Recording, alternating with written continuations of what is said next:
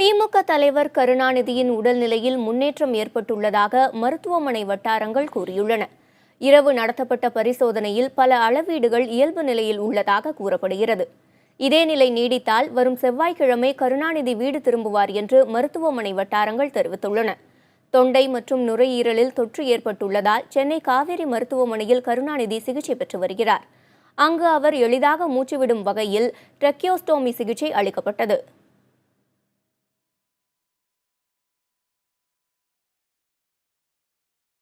சென்னை காவேரி மருத்துவமனையில் அனுமதிக்கப்பட்டுள்ள திமுக தலைவர் கருணாநிதியை பல்வேறு கட்சிகள் மற்றும் அமைப்புகளின் தலைவர்கள் நலம் விசாரித்து வருகின்றனர்.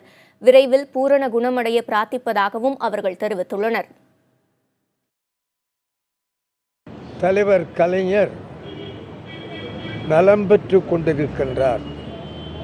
தமிழும் தமிழர்களும் நலம் பெற விரைவில் கலைஞர் குணம் பெற்று நலம் பெற்று அனைவரையும் நலம் பெறச் செய்ய வேண்டும் என்ற எங்கள் இதய எண்ணத்தை வெளியிடுகிறோம்.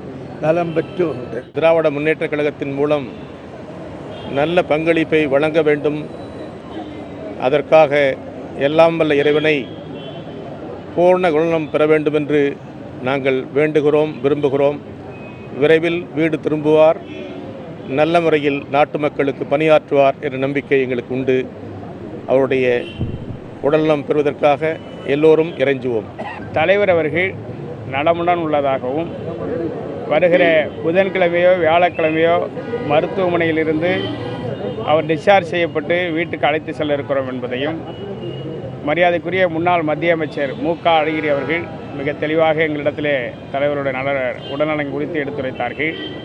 மிகுந்த மகிழ்ச்சியாக இருந்தது. இன்னும் ஒரு 2-3 நாட்களில் நல்ல முறையிலே குணமடைந்து வீடு திரும்புவார்கள் என்கிற தகவலையும் அவருடைய குடும்ப உறுப்பினர்கள் தெரிவித்தார்கள். அந்த அளவிலே மகிழ்வோடு மனநிறைவோடு நாங்கள் திரும்புகிறோம். அவர் விரைவாக குணம் பெற்று